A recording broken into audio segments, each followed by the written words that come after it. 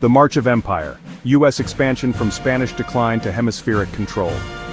The decline of the Spanish Empire opened the door for the United States to pursue its continental and maritime ambitions.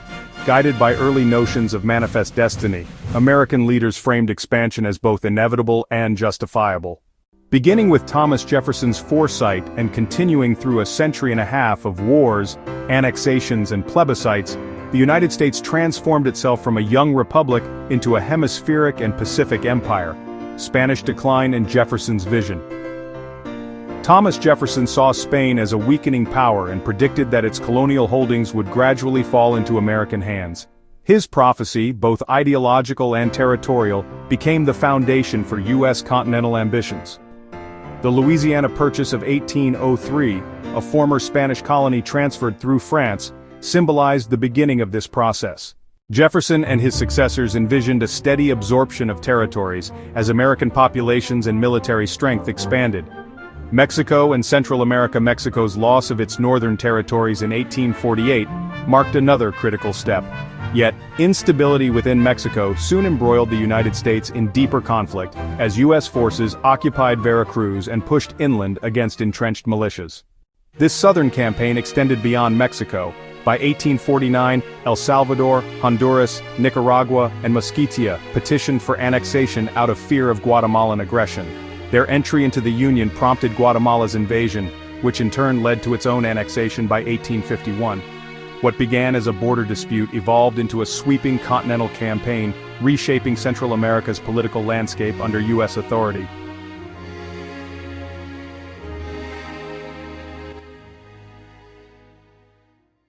By 1871, U.S. power stretched from Mexico to Panama. Under President Ulysses S. Grant, attention shifted to the Caribbean, where Santo Domingo, modern-day Dominican Republic, became the first overseas annexation. While framed as economic opportunity and refuge for freedmen, the annexation was strategically motivated by the need to preempt European influence.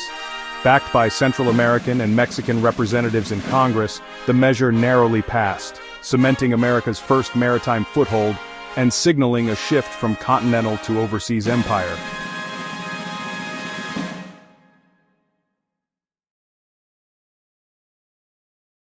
The decisive showdown with Spain in 1898 accelerated this transformation. With control already established over Mexico and Central America, the United States swiftly seized Cuba, Puerto Rico, Guam, and the Philippines. This victory marked the emergence of a Transoceanic Empire, projecting American power across both the Caribbean and the Pacific. Costa Rica and the politics of annexation. Despite this dominance, Costa Rica remained an independent democratic holdout. Under pressure from U.S. security demands and the looming threat of isolation, Costa Rica gradually yielded to American influence. After years of economic penetration and political maneuvering, a contested plebiscite in 1921 approved annexation. Though relatively bloodless, the decision left deep divisions within Costa Rica's society, reflecting the costs of expansion even when achieved through ballots rather than battle. The Philippines, jewel of the East. The Philippines represented the largest and most complex test of American empire. Granted a path to statehood in 1934, the islands were seen as critical to U.S. dominance in Asia. However, Japanese occupation during World War II fueled nationalist demands for independence. Washington, citing the original Territorial Act, refused to release the islands, sparking years of insurgency. Ultimately, a federal compromise in the 1950s and 1970s brought the Philippines into the Union as multiple states, balancing representation with persistent local resistance. Though costly in blood and treasure, the integration of the Philippines underscored America's determination to maintain Pacific supremacy. Panama and the southern frontier. By the 1960s, Panama represented both an opportunity and a flashpoint. The canal was vital to U.S. security, yet nationalist protests threatened American control. In 1964, after violent clashes, a plebiscite approved full annexation and statehood.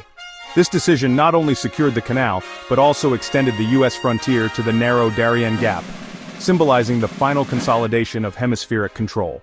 Conclusion. From Jefferson's prophecy to the annexation of Panama, American expansion followed a trajectory of opportunity, conflict, and consolidation. Each stage, Mexico, Central America, the Caribbean, the Pacific, and the Isthmus, reflected shifting motives, territorial security, economic integration, and global dominance. What began as a continental republic had, by the mid-20th century, evolved into an empire spanning oceans and hemispheres. Yet beneath the narrative of progress lay the persistent realities of resistance, contested identities and cultural divisions that endured long after annexation. The march of empire, though successful in geographic scope, left legacies as complex and fractured as the territories it absorbed.